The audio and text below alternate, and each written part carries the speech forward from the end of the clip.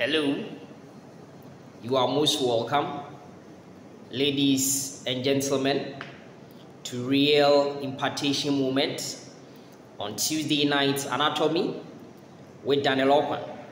Today's session, we continue our journey on the skeletal system insight that over the weeks we've been looking at.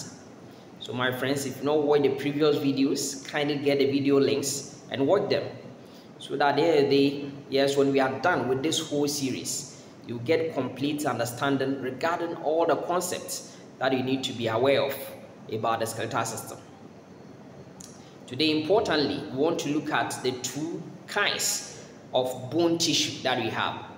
The previous video, I did a bit of orientation to that. I mentioned some names to you. By way of course, the compact bone. Okay, compact bone, with the hard bone, the dense bone, okay, which of course, you can also call the cortical bone, because at the end of the day, if you look at the bone, for instance, then the outer portion, okay, so you can say is the cortex, the cortical bone of it, which contributes about 80% of the bone tissue, okay, as far as the skeletal system is concerned in humans. Okay, so that is, what we see over here. Then we also look at that of course, the spongy bone. So the spongy bone, which of course you may also call it the cancellous bone or the woven bone. You see additional names as we move on. We look at all these things. Okay, so by the end of this section, my friends, you should be able to understand, tell us everything about this kind of bone tissue we talk about. Well, we will also be able to explain how, of course, we said that generally for long bones, they will develop via what we call endochondral ossification. We will see how this kind of endochondral ossification will take place using, of course, a Hallane-Carlage model. So gradually, we get to know how this Hallane-Carlage model will be replaced, with bone tissue. We see that. Already, I've told you that the bone cell, which is relevant in secreting, of course, the extracellular matrix of the bone, is, of course, the osteoblast. Eventually will get entrapped in the calcified matrix to become osteocyte. We've reviewed these things, okay? And then, of course, we also, look at that of the, intramembranous ossification. That one, we don't need any Hallane-Carlage model. Formation of bone from scratch using, of course, connective tissue mesenchyme. So for this reason, then one important thing that I want you to be aware is that, yes, this one is the de novo bone formation, de novo bone formation. Okay, so because already I told you that if you look at the bone tissue, it's a type of connective tissue. Once we are aware that it's a type of connective tissue, then the mother of all connective tissues is what we call the connective tissue mesenchyme, an embryonic connective tissue. Okay, so that is these are the things that we'll be looking at. And so without much ado, let's set the ball rolling, looking at what I have for you today. So we want to look at the two kinds of bone tissue, so the bone tissue types that we want to look at. Okay, so types of bone tissue.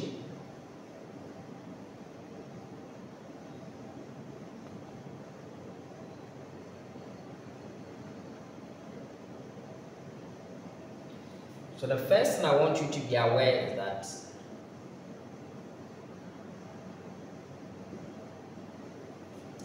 we have two kinds of these bone tissue. The first one, you said it, is that we are going to have what we call compact bone. Compact. Now, compact bone can, then the opposite side, okay, which is the second type, is what we call the spongy bone. Okay, good. Now, this compact bone, we are saying that because we tend to see it, okay, the outer portion, okay, of the bone, outer portion. So sometimes we call it the cortical bone, cortical bone.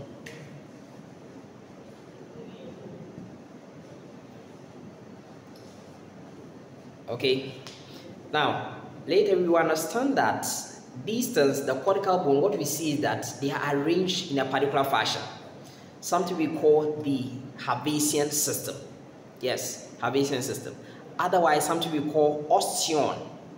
My friends, this time we say osteon. So this kind of bone can also be called osteonal bone. Osteonal.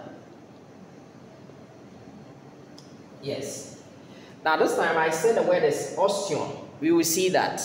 Now this is different from osseous tissue. Osseous. We said that whenever you hear the word osseous, then it has to do with the bone tissue. That's what we reviewed.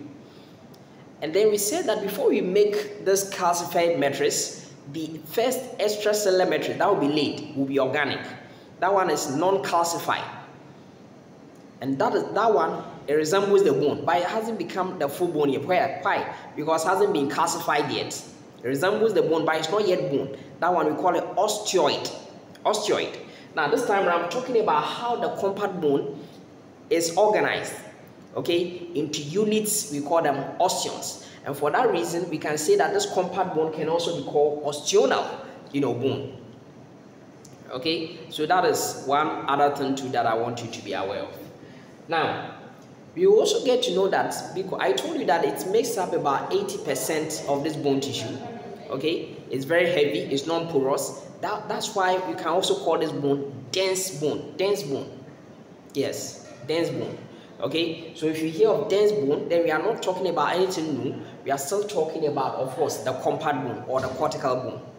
Okay, then the other part too that you should be aware is that in most cases, I'm going to explain this intramembranous ossification to you, and we see that there will be something we call bone remodeling. Now, as you are seated now, there's bone breakdown, there's also bone formation.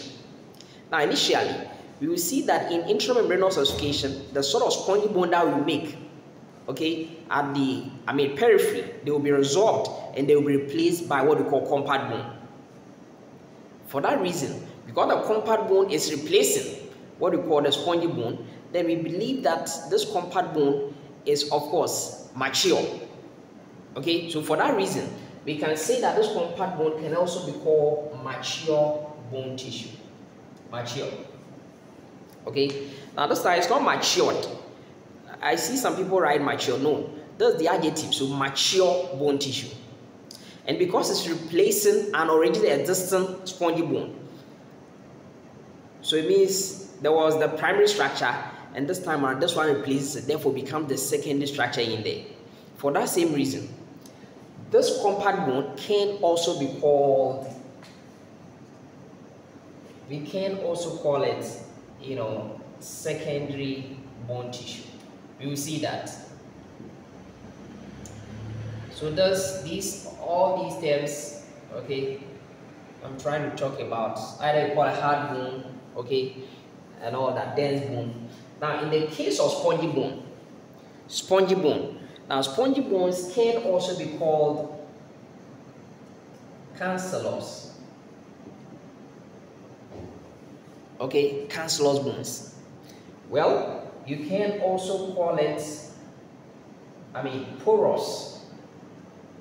Why? Because we see a lot of empty spaces in there, porous bones. Now, these bones are formed from some people, they came as a result of confluence, okay, joining, meeting points of spicules. Now, these spicules, when they fuse, they form something called trabecular. That is why this type of bone can also be called trabecular bone. Trabecular.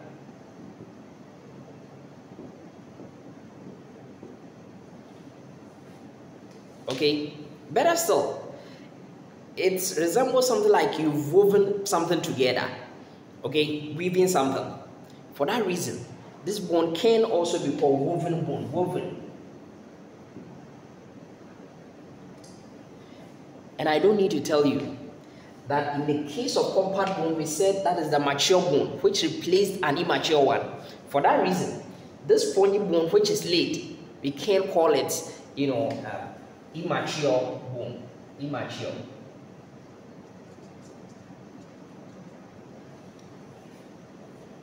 And for that reason, this one can be called the primary bone tissue. Primary bone tissue.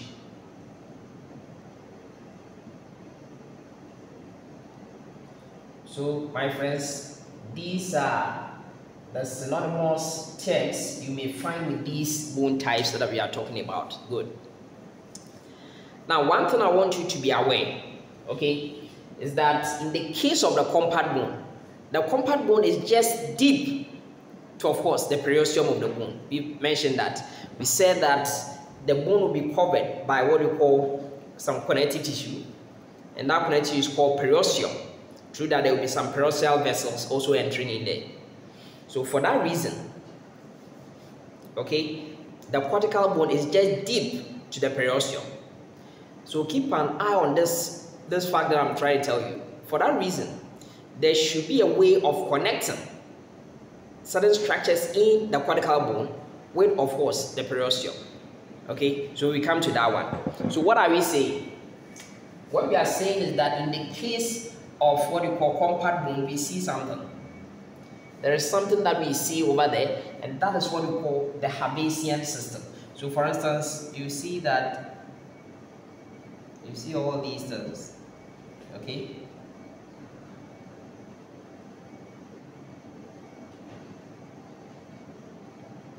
You may have several ones, okay?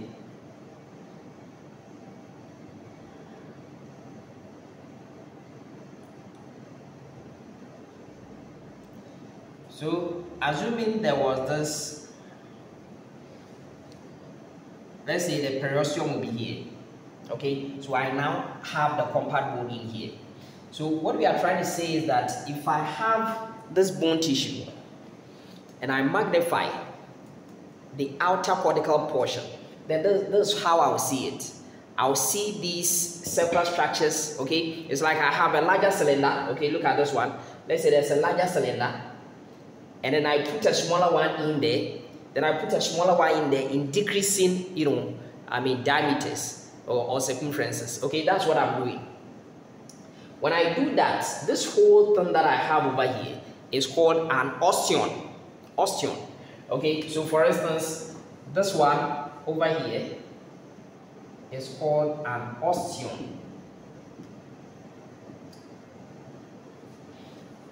And when we say osteon, this osteon is otherwise known as Habisian system. Habisian system.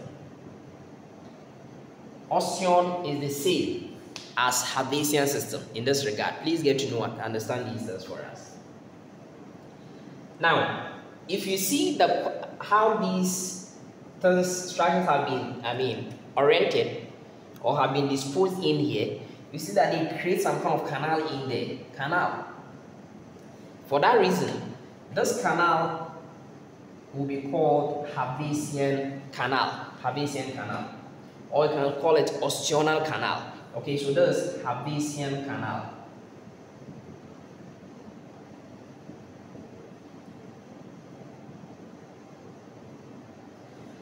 My friends, one useful thing that I want you to be aware is that this canal is not just there for beautification.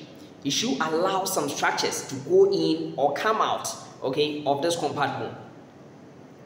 Okay, and what are those things, my friends? They are something we call neurovascular structures. Neurovascular structures. Now, the word is neurovascular, so it means that we are saying that this Habisian canal contains what? Contains neurovascular structures. Neurovascular structures.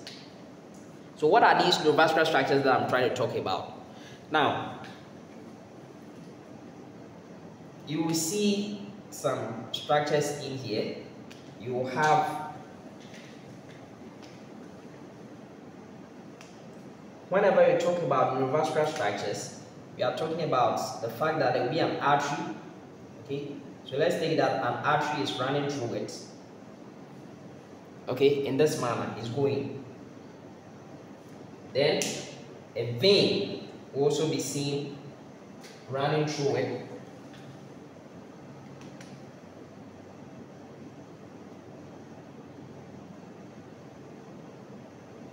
Okay, yes, it means I'm going to have the lymphatic tube also running there.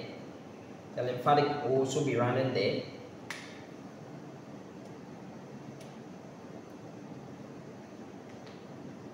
Then, of course, we also have the nerve. Okay, the nerve will also be running there. Now, let me use this one for the nerve. Let me use the same black for the nerve. Okay. So, whenever you see the Habisian canal, then what we are saying is that we will see what we call the neurovascular structures. The content, okay, it will contain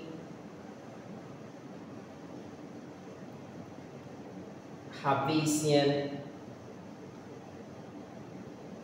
neurovascular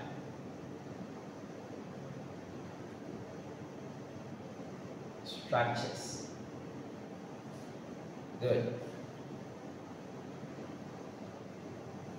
Do you see Habisian neurovascular structures? Then the question is, what are these neurovascular structures? The word is neuro. And anytime you hear the word neuro, then the nerve has to come in the air. And then vascular has to do with vessels. So it means that I'm having the Habisian artery, I'm having the Habisian vein, I'm having the Habisian nerve, I'm also having the Habisian lymphatic vessel. Okay, these are the things that should be running in here. Okay, that is one thing we see. Now, having seen that, then what we see is that now you clearly see that there are some. Okay, I told you I are having these cylinders. So it means I'm having one layer of the cylinder, another layer, and a layer. Now these thin layers are what we call lamellae. Lamellae, simpler form is lamella. Okay, so we see these things moving around over here, okay, concentrically. For that reason, we call these guys concentric lamellae. Okay, please get to know these things. Concentric lamellae. Concentric lamellae. Okay, very useful. Now, we will also see that I told you something, that there's bone deposition and there's bone breakdown also taking place. So these osteons, the old ones, okay, with time they will be broken, but there will be remnants of them. So for instance, assuming there was an old one over here, remnants of it, then this guy over here, we will not call it concentric lamellae because it's found in between them, we call it interstitial lamellae.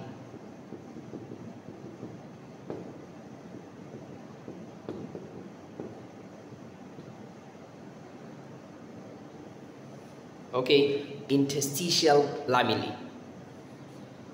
But my friends, there's one more thing that we got to talk about. There's also something we call circumferential lamellae. Circumferential. Now, just okay, away from the periosteum, once I come to the cortical bone, that area, okay, may have some,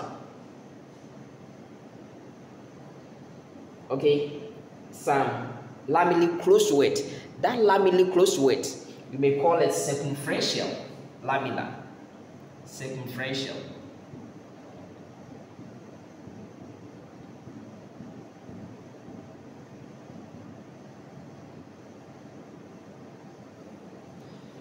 My friends, the useful thing is that within these lamellae, my friends, within these lamellae, what is making this kind of lamellae by way of the extracellular matrix? What are they?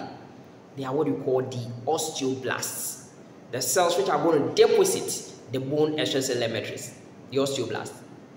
Now, once the osteoblast will lay this bone matrix, then one thing that you see, okay, will be that this bone matrix, okay, that is laid over here, what will reside in there? Once this matrix gets calcified, what will be trapped in there? This time around, the osteoblast will be transformed to become osteocytes. Yes, that's what we see. And the last time we reviewed that, so sitting, let me just use one of it to show you, that's sitting over here, and I also told you something, that these oval-shaped osteocytes, okay, will dwell in what we call what? The lacunae. Lacunae. So assuming, yes, you will have osteocytes everywhere. Okay, osteocytes everywhere. And these osteocytes, you remember that they will bear cytoplasmic processes, which we call them philopodia. And these philopodia will run in what? We said they will run in canaliculi. So that at the end of the day, through these philopodia, adjacent osteocytes can communicate. That's what we said. Good. So it means that these guys over here, what are they? They are osteocytes. Dwelling where? Where are they? Where are they dwelling? In laponi. But what do they possess? They possess all these filopodia running through the canaliculi, the little channels. Okay, so that is what we see. All right, so this is one thing that you should know first. Now the next thing is that these Habisian systems, by way of the osteons, they will communicate. Yes, they are going to communicate. And the blood vessels, the neurovascular structures in here, in these Habisian canals, yes, they will communicate. So we will join. Okay, so that's what I'm going to do. Let me just use one to show you. Okay, so they will join.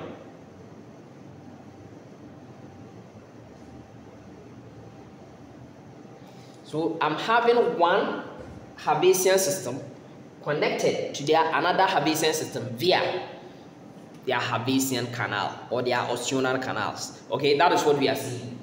For that reason, this guy over here,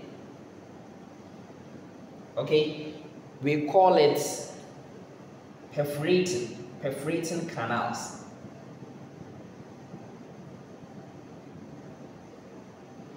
Perforating, or it's also having an eponym which you call it Volkmann's canal.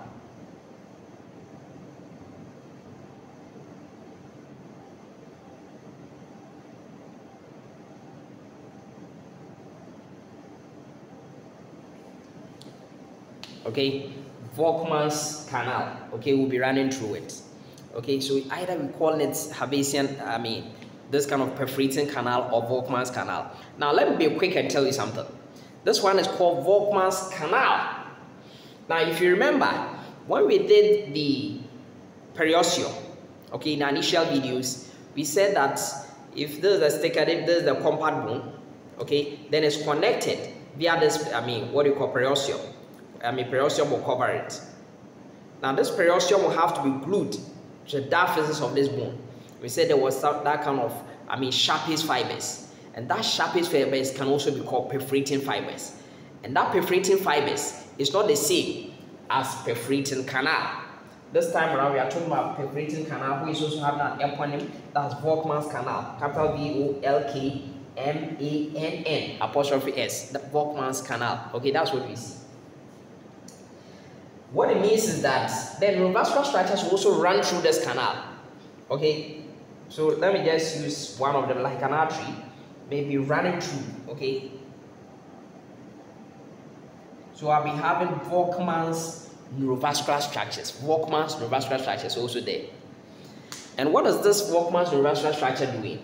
So for instance, when they get here, one thing we will see is that there will be that kind of communication. Through this Volkmann's neurovascular structures, there will be a communication with the periosteum via, of course, you saw that in the periosteum there were some numerous blood vessels by way of what we call the peroxyl vessels. So they will communicate with them. Okay, so it means that what we are trying to say is that the neurovascular structures, by way importantly, the vessels in the neurovascular structures in what you call the Habisian canals, they will connect with that of what you call the Peroxyl vessels via what you call the Volkmann's canal or the perforating canal. Okay, so that is what we see. Now, one more thing that we see is that the boundaries of these concentric lamellae that we are talking about, the boundaries, okay, so from one to the other, there's a structure which delimits, okay, one osteon from the other. And that is something we call cement lines. Cement lines. It means that it's an area where it's highly calcified, so that it can, more or less like connect, okay, give some kind of support to these osteons. Okay, so that is, one thing that we see. All right. Now, in the case of the trabecular bone, okay, we'll be looking at these things. But one thing that we see is that not really much to talk about in the case of the trabecular bone. the key thing is that we'll be having a lot of irregular, spongy, structures.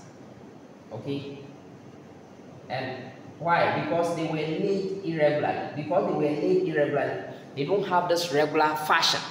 Okay, so you see the, osteocytes around. You may also have the Habisian lacuna, where of course you may have, what you call the, by way of what you call Osteoclast dwelling, okay, in there. But those things that we see, they are what you call the, what you call the trabeculae. The trabeculae.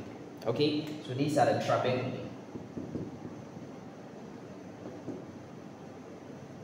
Okay, so the presence of trabeculae, spongy, hollow areas, and direct blood vessels and bone marrow.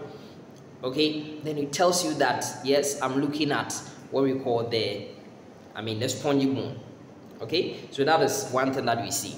So having looked at it, then the important thing is that we should know how these kind of bones develop. So the next thing we want to look at is look at what we call intramembranous ossification. Intramembranous.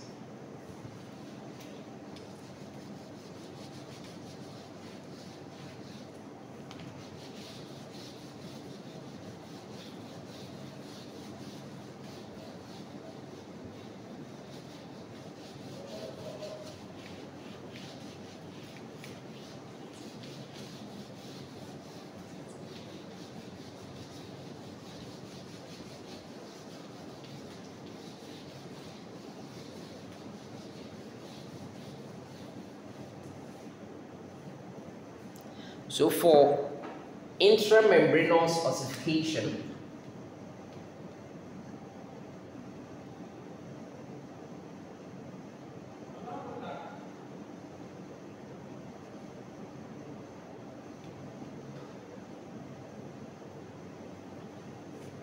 okay, the first thing I need you to understand is that this type of ossification, okay, is a de novo process in which bones are formed. Remember, I've told you that ossification is otherwise known as osteogenesis, bone formation. So a de novo process, and it is coming directly using connective tissue mesenchyme. In other words, in connective tissue mesenchyme, what is the main cell type over there? Mesenchymal cells. Okay, so that is one thing we should be aware of. Now, we see it mainly for flat bone development, okay, for flat bones. But I told you that yes, even when we talk about most portion of what we call the clavicle, we develop via intramembranous ossification. Not only that, the scapula, okay, then we talk about, of course, the sternum. Okay, these are flat bones, but not the ribs, because one thing is that at the base of what you call the skull, the bones over there, together with the ribs and everything below, the limbs, yes, they will develop via, endochondral ossification. So that's one useful thing I want you to know. So that's how you got to do it. Now, assuming you are having some cells, okay. Now, these are some cells. Let's say these are stellate sheet mesenchymal cells.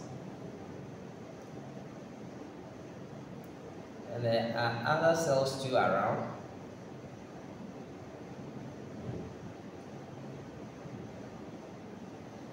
Okay, the key thing is that, so we are having some mesenchymal cells, but some of these mesenchymal cells got clustered together. Now, assuming these are the cells which got clustered, they came together. Okay, they said they want to form bone. It is time for morphogenesis of bone. But the other part over here decided that no, we won't partake in the bone formation. They were at the periphery. They didn't join. Now, we will realize that if you are mesenchymal cell, connective tissue, then you cannot really secrete a lot of extracellular matrix. You cannot really secrete a lot of extracellular matrix. So they've been able to secrete, let's say, something small, Okay. Yes.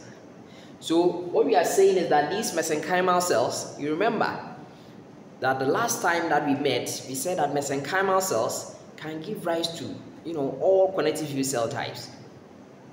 Okay. For that reason, we said that it is what? Pluripotent. So what we see that these mesenchymal cells will get transformed to become what we call osteoblasts. So please, osteoprogenitor cells then into osteoblasts. So what we are trying to say is that mesenchymal cells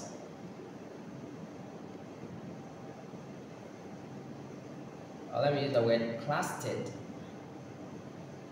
mesenchymal cells, okay, become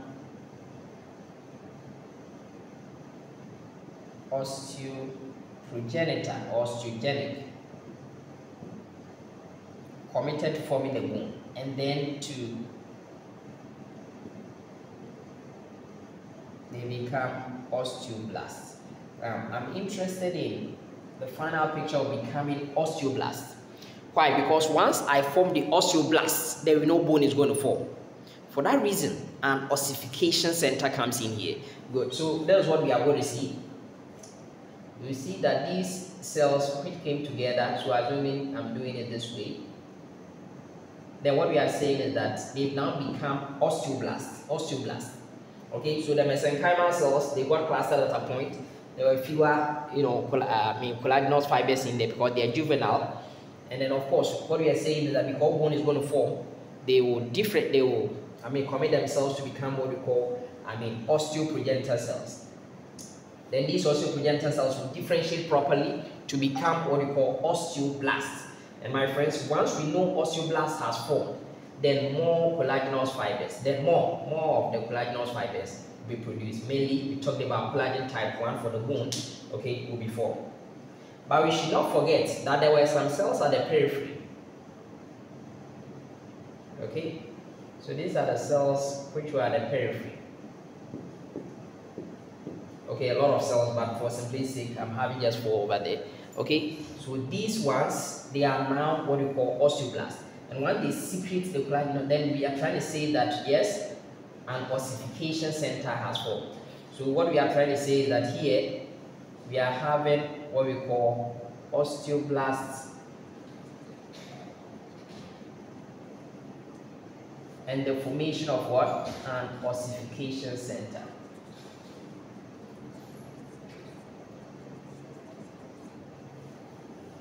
Okay, so that is, what we are going to see. Now the question is, what would this osteoblast do first? First, what are they going to lay down? They are going to lay what we call the organic matrix. You remember the organic matrix? By way of the collagenous fibers, by way of osteocalcin, osteopontin, osteonectin. Okay, so they will lay those things over there, and therefore we will form what we call osteoid. So it means that with this area, then we form what we call an osteoid. But remember that this osteoid will be laid in an irregular fashion. It will not be orderly. Okay, so formation of osteoid.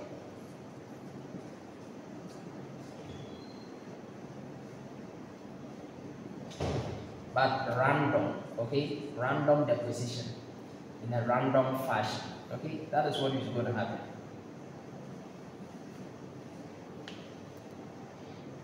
Okay, so that is, one thing that we see over here in an, that kind of fashion over there. Now, one thing that we see is that with respect to whenever this ossification thing is formed, remember that mesenchymal connective is also having blood vessels. Okay, the juvenile blood vessels in there. But whenever we see this, okay, these osteoblasts having made this kind of osteoid, once bone has formed, okay, then what will happen? We will have what we call this osteoid, okay, which is now unmineralized. So it got to be mineralized. And what's going to do that? By this osteoblast secreting alkaline phosphatase to help in the mineralization. Okay, you understand what I are saying? So that is what is going to happen. Once this thing gets mineralized, okay, then we will see that the bone, it has now become, let's say, calcified. So that is what we are going to see. So the next thing will be mineralization or calcification. And we said through the secretion of alkaline phosphates.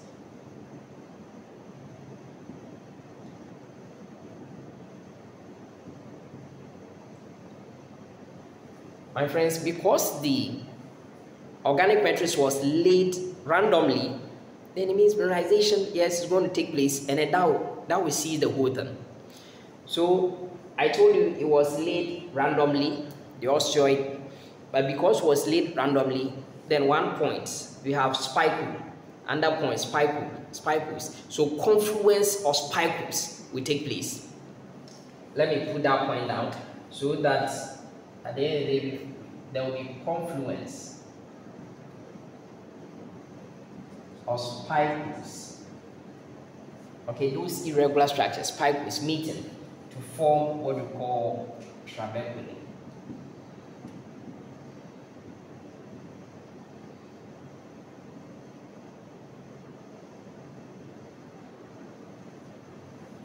Okay, so that is what is going to take place. So once we do that, now one more thing that I want you to be aware is that these osteoblasts will become trapped in there. They become entrapped. And once they become entrapped, then what's going to happen? It's very simple. So that what we're going to see is that they will be transformed to become what we call osteocytes. Osteocytes, yes. And these osteocytes and then the osteoblasts, they will be relevant in secreting something we call vascular endothelial growth factor. Vascular endothelial growth factor. Now, whenever we have vascular endothelial growth factor, okay,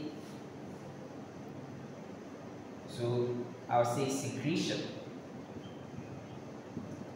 of vascular endothelial growth factor by who? By the osteocytes.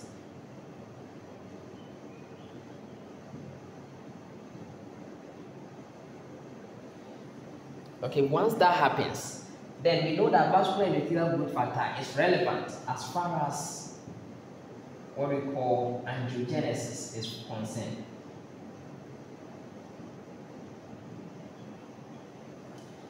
Now, my friends, be aware that we have what we call vasculogenesis and we have angiogenesis. Now, whenever it is vasculogenesis, then we are forming blood vessels from scratch. Now, already I told you that the mesenchyma, so there were some kind of juvenile blood vessels there. So new blood vessels coming out is what we call angiogenesis. So that this area becomes well vascularized because the bone, it needs rich blood supply. Okay, so that is what is going to happen. Now, at the same time, what we see is that this area will be transformed. Okay, so these areas which we said they are mesenchymal cells will be transformed. Initially, they said they wouldn't take part. When these had decided to make the bone, when they clustered together, they said, oh, we wouldn't take part, but they were still around. And because they were still around, they got interested at the end of the day. That bone is now formed. So now why don't we become transformed, okay, into what we call periosteum? So these mesenchymal cells over here at the periphery will be transformed to become periosteum. Okay, so that is what we are going to see. So formation of periosteum is going to take place. So that is what we are going to see. And you are very aware that this periosteum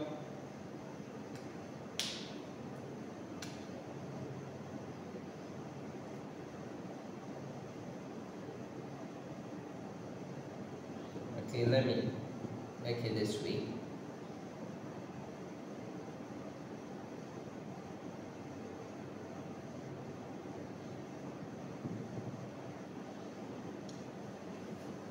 Okay, this periosteum, what you see is that it's generally made up of two layers. What we call an outer fibrous layer. An outer fibrous layer having a lot of collagenous fibers around. Remember that already angiogenesis has taken place. So what are we going to see? We will see that this area will be endowed with a lot of blood vessels. Okay? And then what we see, we also see the confluence of these spicules forming this kind of trabeculae. So we'll be having hollow areas in there, confluence of all these guys.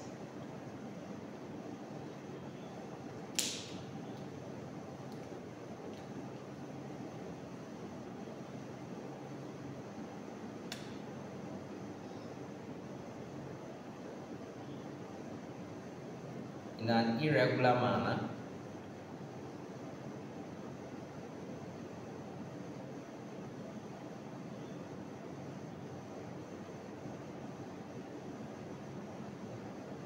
Okay,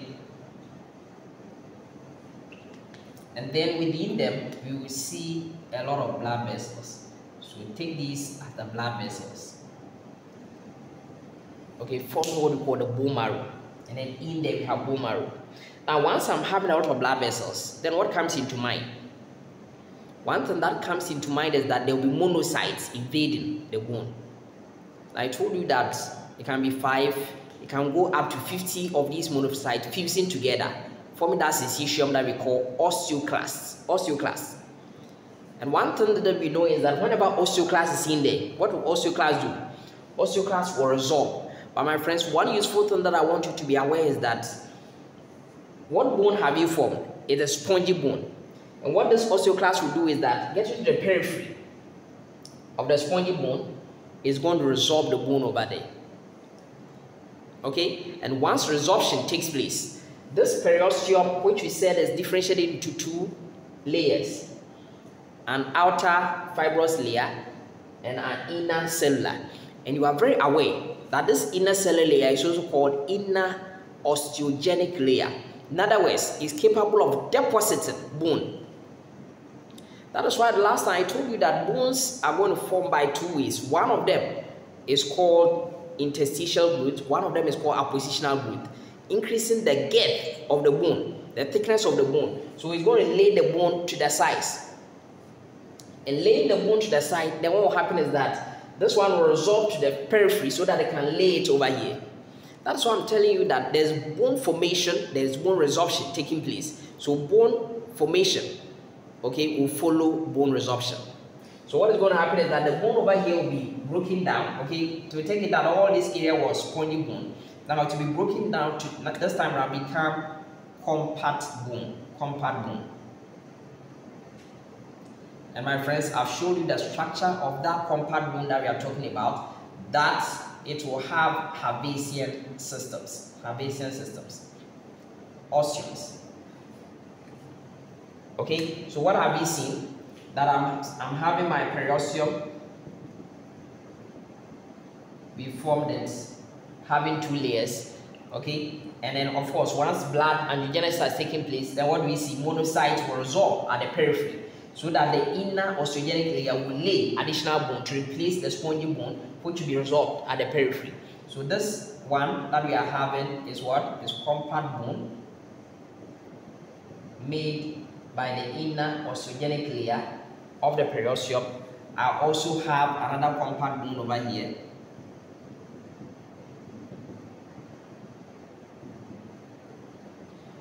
Okay, and then what else? In between, what is still persistent? Spongy bone.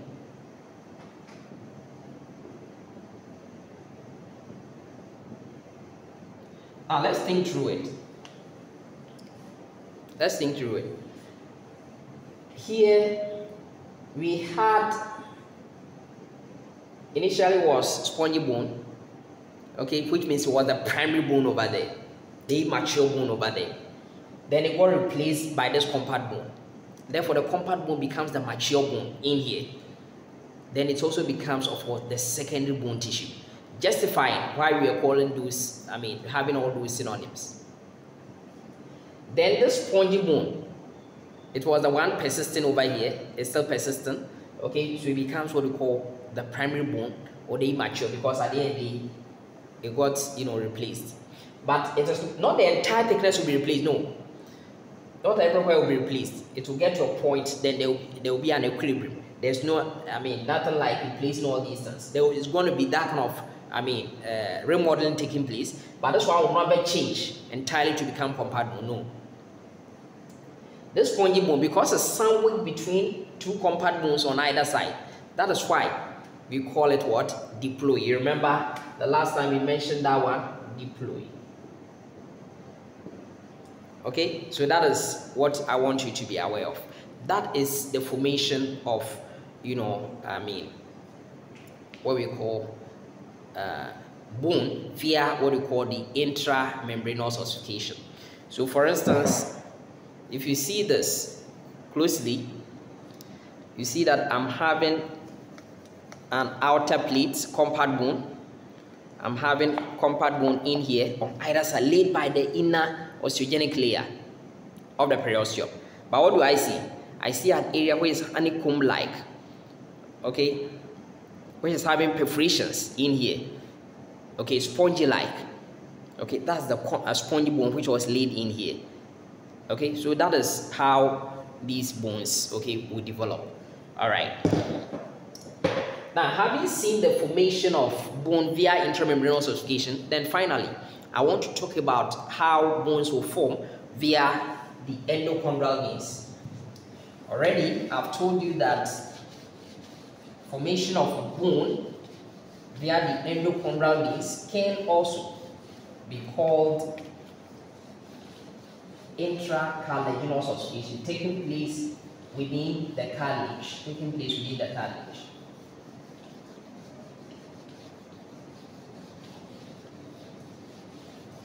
Generally, I told you that if it is in endochondral ossification,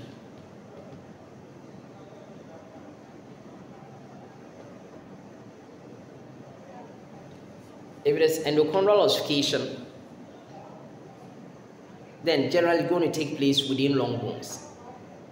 Okay, that's what we said. Now, one useful thing I want you to be aware is that this endochondral ossification requires a hyaline cartilage model. Hyaline cartilage, not any other cartilage, hyaline cartilage model. So how the hyaline cartilage template is shaped, that is how the final bone will become. Okay, so it was shaped nicely. That's exactly the same way that is going to pick up. Okay, so let's look at how that one takes place. So first, it means that I need to get my hyaline cartilage model. Remember that cartilages are also connective tissue.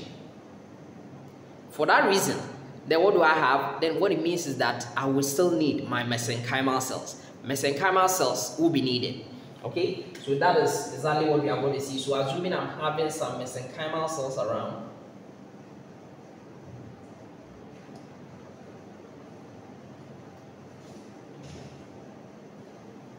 yes, so we are having other mesenchymal cells too.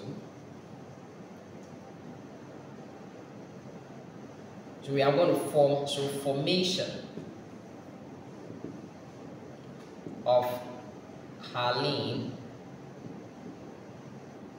cartilage model.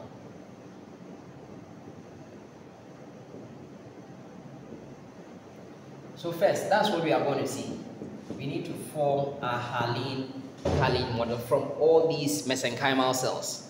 Okay, so assuming there's my hyaline cartilage model that I've formed,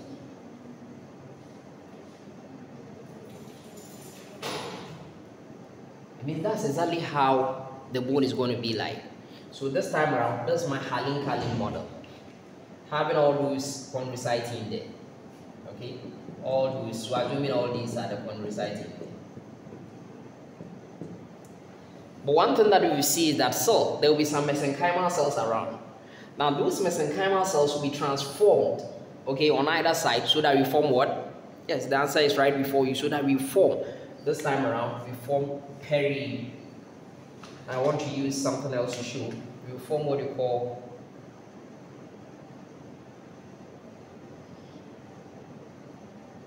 perichondrium. So the mesenchymal cells will form our perichondrium. Now remember that this is cartilage, hyaline cartilage.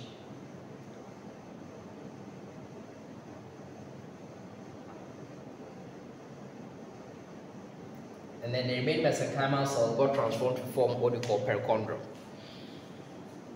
Now, the useful thing over here is that something happens. Okay? What happens is that with time, what we see is that this kind of periosteum over here, perichondrium over here. So now this one is perichondrium.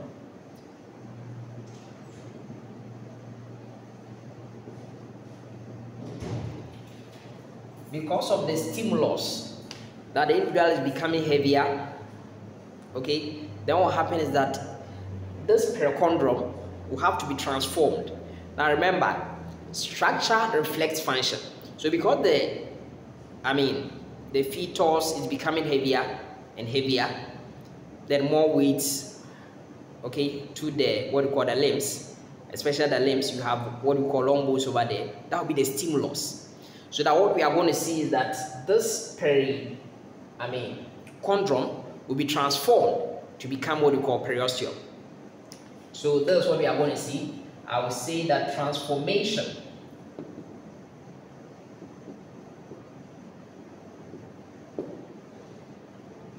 of periosteum into the perichondrium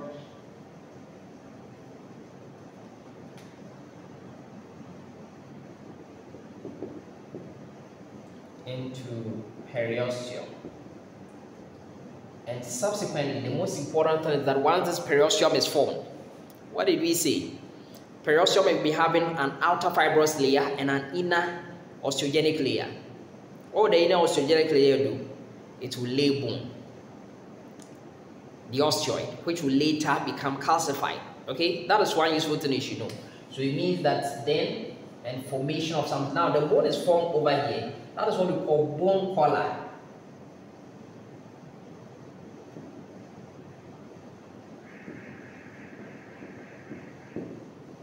Okay, the key thing is the formation of bone collar. Yes. Now, sometimes an epithelial liner which is supposed to be stratified squamous may change to become simple columnar depending on the stimulus. For instance, in Barrett's esophagus, because of the acid reflux, okay, eventually present with some goblet cells. That is metaplasia. So I'm having a similar phenomenon taking place over here, so that we are changing this perichondrium because of the stress on it is converted to become periosteum. And periosteum is having two layers, an outer fibrous layer, inner osteogenic layer. The osteogenic layer is able to lay, okay, those cells are able to transform to, of course, become what we call the osteoblasts, okay, which are able to lay this bone matrix over there. And once this bone matrix is laid, where is the osteoid, it will later become calcified. Okay, so that is one thing that we see. Now let's look at something. Once bone collar has formed, so now I'm having this as my Honeycomb model. I have my bone collar. Now what it means is that for that reason, this periosteum is now bony. So I'm using black to show that it's now bone.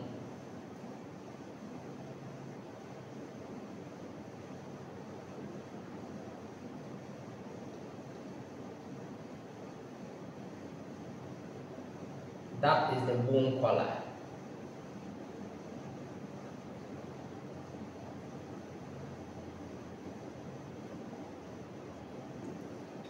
Now remember that cartilages are avascular. For that reason, they rely solely on this perichondrium for their nourishment. Here is the case: they have become transformed to become periosteum and then eventually forming bone collar. So what do you think? There will be hindered diffusion, okay, of things in here. Meanwhile, these chondrocytes in here, they undergo mitotic division. So those ones, especially in here, okay, in the middle over here, the mitosis that they were undergoing, which energy required, they require nourishment, got arrested. So it means the cells become larger and larger. For that reason, these chondrocytes, let me use blue to show these chondrocytes, which have become a bit larger than the remaining ones. Okay, let me use blue to show the osteocytes. They become larger osteocytes. Okay, larger osteocytes. And no diffusion is taking place. It means that these cells, they begin to die. So osteocytes in this middle over here, they begin to die. So the key point here is that enlarging, or let me say hypertrophic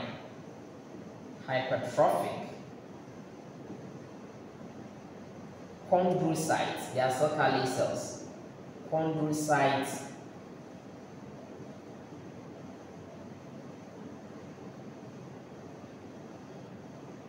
begin to die. Because of nourishment received by those cells. But my friends, sometimes I want to tell you that do something before you die. Yes. Although they knew they were going to die, so they did something. And what did they do? These dying osteocytes secreted, before dying, they secreted what we call vascular endothelial growth factor. They secreted vascular endothelial growth factors. And my friends, you are very aware that whenever you talk about vascular endothelial growth factors, then one thing comes into mind: angiogenesis, formation of blood vessels from neighboring blood vessels. Okay, so it means for that reason, this bone, okay, this one is supposed to form bone. Now what we see is that there's a long bone. Therefore, we expect that it should have an area where, of course, the nutrient artery will run through. Yes, the nutrient artery will run through. For that reason, that's what I'm going to get.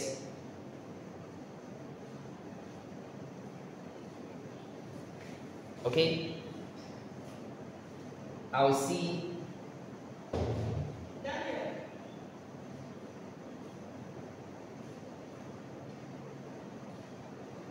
this area, okay, which will be giving passage to who? The nutrient artery. Already I've told you that bone color has formed, but there will be an area which is destined for the nutrient artery to pass. So with the help of that artery coming in there, it will create that perforation in there. Okay, so nutrient artery has invaded. We said all those things. It's going to, now whenever nutrient artery invades, blood is entering the bone. Now blood has entered the structure. Monocytes in there, they will fuse, becoming what? The macrophage of the bone, osteoclast. And what the osteoclast do? The dead osteocytes will be resolved. Now, my friends, something else happens. Sometimes you are going somewhere and you cannot go alone unless you go with someone else. In fact, there were some cells around by way of all these mesenchymal cells around. They wanted to enter in there, but once this nutrient artery was able to go in there, then they went with it. Is that okay? Yes, so that's what is going to take place. So when they go in there, then those cells, mesenchymal cells, become osteogenic cells and eventually become what you call, osteoblasts. And therefore, an ossification center will be formed over there. Okay, so that is what we are going to see. So what are we going to see? What we are saying is that this area, what do we see? We said there will be what? Nutrient artery invasion.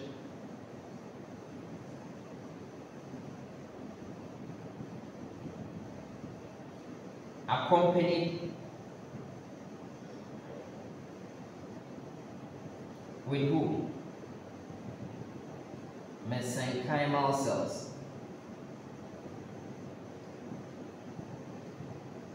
Becoming transformed eventually to what? Osteoblasts. Osteoblasts. And once we have that, an ossification center has formed. So what will happen? The dead hypertrophic chondrocyte will be resolved. Now this ossification center that we form is nothing but we call it primary ossification center. Primary ossification center. Now my friends, the important thing that I want to put across over here is that this is primary ossification center taking place where? In the diaphysis of the destined bone of the cartilage in here. Okay, and it takes place only and only in intrauterine life. When you were in your mother's womb, this was also happening. Okay, so that is that one. So it will resolve all those, cartilages, all those cartilages over there. Okay, and when that happens, this osteoblast, okay, once it's going to lay what we call the bone matrix in here. So the bone will start forming in the diaphysis over here. and then once it lays that one, then what is going to happen is that it will get calcified, okay, through secretion of alkaline phosphatase, doing that. Then another point is that after birth, and only after birth, there will be another ossification center. Okay, so that's what we are going to see.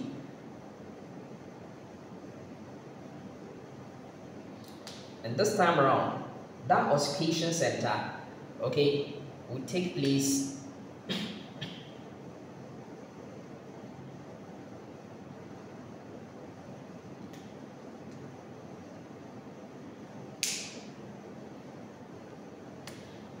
so the bone, we are now forming bone in here.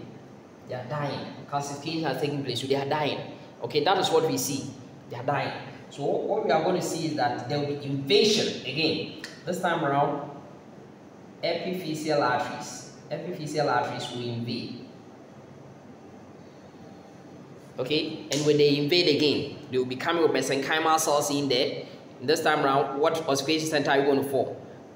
These mesenchymal cells will be transformed to become osteogenic cells, eventually becoming what we call osteoblasts, secondary ossification center after birth.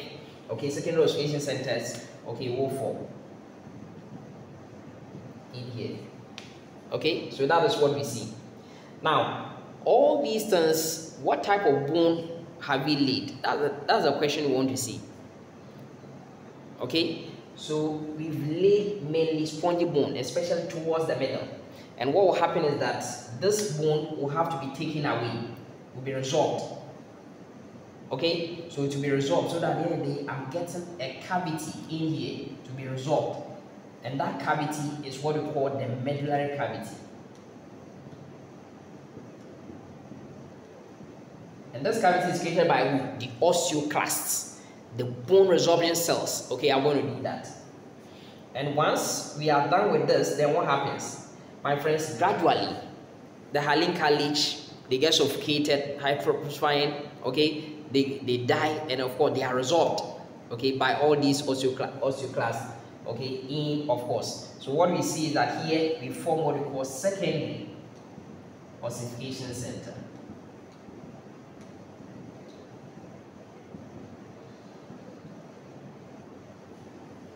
Okay, so that is what we see. Now, this bone will have to increase in height. We've seen the girth.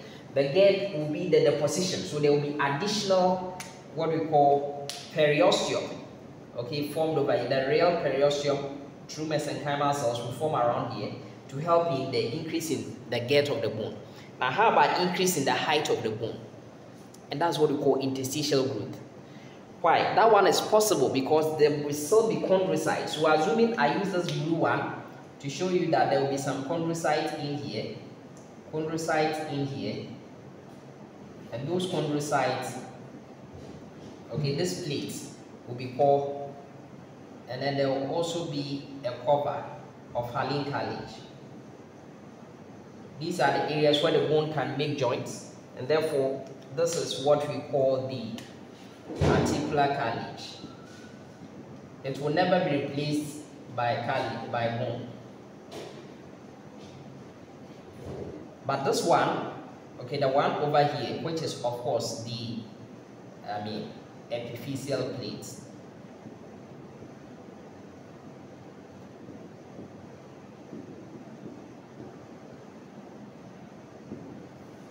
will gradually be replaced with what we call bone tissue. But let's look at it. Which of these hyaline cartilages, by way of the epiphyseal plates, will ossify earlier? My friends, you have to only look at the direction of the nutrient artery. Now this time we went obliquely downwards. It means that the one which will ossify earlier will be, of course, the one below over here. And then, of course, the opposite one will continue. Therefore, the opposite end of this bone becomes the green end of this bone. Okay, so that is how this kind of, bone, is formed. But I told you something, that there will be cartilage. Okay, that's the epiphyseal plates. Now, this cartilage over here, one thing that we have to know is that, let me just sketch it out briefly for you and tell you something. Assuming what I have over here is what we call the hyaline cartilage. It therefore tells me that if you remember all these concepts we explained to you, then this hyaline cartilage is having, this epiphyseal plate is having two ends. The proximal end over here, or this way. Okay, so in this case, for instance here, I've enlarged this one to give me this. This portion over here close to the epiphysis, okay, close to, that's the epiphysis, the end of the bone. That becomes, of course, the epiphyseal end.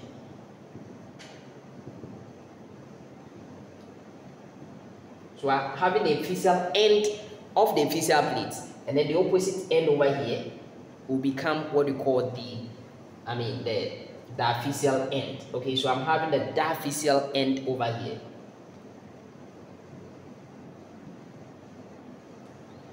Now, there's one useful thing I want you to know. How this bone is going to elongate. In which direction are we talking about? How are the cartilage going to be replaced? So what we see is that at this epiphyseal end, we have randomly small quiescent cells, okay, in here, irregularly disposed. They represent what we call the resting zone of the cartilage of the epiphyseal plate, resting zone. That's what these chondrocytes will be. Okay, that's what we see. Now, there's inactivity over there, but what will happen is that upon the appropriate stimulus, then they will undergo, they will mature, or they will undergo mitosis, so to speak, so that they will give rise to some cells which will rather be orderly organized.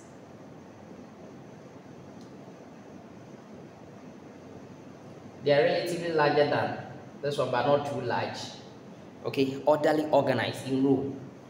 That becomes the zone of proliferation. They will make a lot of them. Okay, the zone of proliferation, a lot of these cells will be made over here, but in an orderly manner, linearly, in this manner. Then after the zone of proliferation, you go to zone of hypertrophy. They will become larger and larger. Also in a regular fashion, larger and larger. Zone of hypertrophy, zone of maturation. They're becoming mature.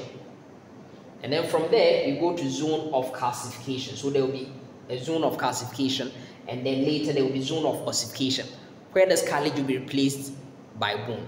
So once they get calcified, okay, no nutrition getting over there, they die, and then they will be replaced gradually. So the zone of calcification will later come and replace zone of ossification will come and replace zone of calcification. Zone of calcification will later come and replace what we call this kind of zone of hypertrophy or maturation, then zone of proliferation, then resting zone, until everything is taken care of, replaced by what we call bone tissue. And at that point we see that synostosis has taken place. That is how this kind of bone tissue is going to take place. In other words, the cartilage cells are going to mature from where? The epiphyseal end of the plate towards the diaphyseal end, while bone is going to form rather from the diaphyseal end towards the epiphyseal end gradually. Okay, so that's what we have for you, my friends. I hope you find this meeting helpful. I'm very grateful for your time this evening. Have a good night, all of you, and may the good Lord richly bless you. Amen.